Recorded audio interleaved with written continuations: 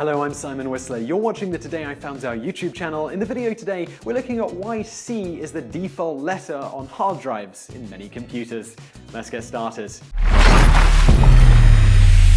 For nearly as long as hard disk drives have been placed in personal computers running certain popular operating systems, notably MS-DOS and Windows, the primary hard disk has been designated with the letter C. But why? The idea for designating different storage devices with simple letters is generally attributed to IBM's virtual machine operating systems developed in the 1960s, starting with their CP40 and CP/CMS systems, and later, very notably among others, copied by the CP/M operating system created by the company Digital Research Inc. In the early systems, CP/CMS, the letters were used to mostly designate logical drives, although later, as with the CP/M, they were used to specify physical storage devices. This all brings us to 1980, when IBM attempted to use the relatively popular CP/M operating system on the IBM personal computer.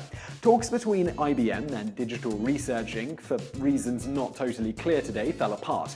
The trouble is rumored to have started when Dorothy Kiddle, the wife of CP/M creator Gary Kiddle, refused to sign a non-disclosure agreement with IBM at the start of the negotiations. She supposedly told them she would not sign such a document without speaking with her husband first, who was out of town on business. This was a somewhat unusual move, as Gary often left such business negotiations to her anyway. This refusal to sign the non-disclosure agreement, which purportedly greatly annoyed the IBM representatives, was all supposedly at the advice of Jerry Davis. He was Digital Research's attorney. But given this sort of thing is standard practice for many business negotiations, the whole thing seems decidedly odd looking back, with those involved not helping with their conflicting accounts. What happens later isn't any clearer. Gary Kiddle later claimed upon returning from his little business trip, he and his wife reached a handshake agreement with IBM's representative, Jack Sams, while aboard a flight to a vacation the couple were taking.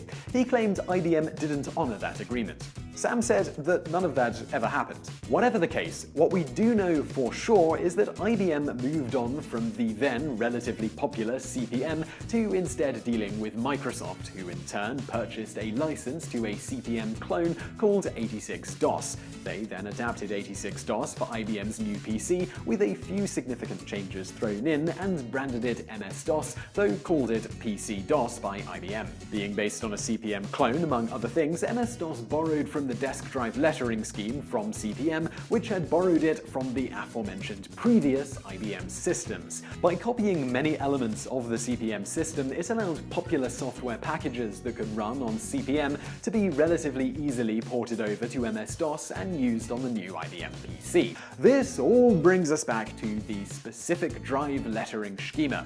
Early PCs didn't usually come with internal mass storage devices due to the expense, although hard disk drives had been around since the 1950s. Instead, they generally had some form of a floppy disk reader, such as those used to read 5¼ floppy disks, initially labeled as A in MS-DOS and other operating systems. Some systems came with two such floppy disk drives, necessitating the need for a B.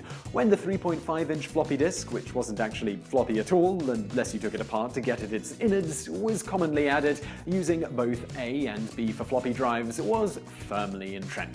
When hard disk drives became standard in most PCs in the later 1980s, since the first two letters were already commonly used for those floppy drives, they logically labeled the third storage device C, even though it now tended to be the main storage medium for the computer. It also usually contained the operating system. Despite that exceptionally few systems today still contain floppy disk drives, this schema of drive designation has stuck around anyway, with A and B often still being reserved for floppy drives. Of course, these letters aren't set in stone on modern systems, and you can easily change, remove, or add drive letters, representing both physical and logical drives if you have administrative rights. So I really hope you enjoyed that video. If you did, please give us a like below, it really helps out. And leave us a comment to let us know what you think of it, we really appreciate them. We read them all and reply when we can. Also, over there on the right, a couple of other videos you'll probably enjoy, and don't forget to subscribe to our channel for other brand new videos just like this. And thank you very much for watching.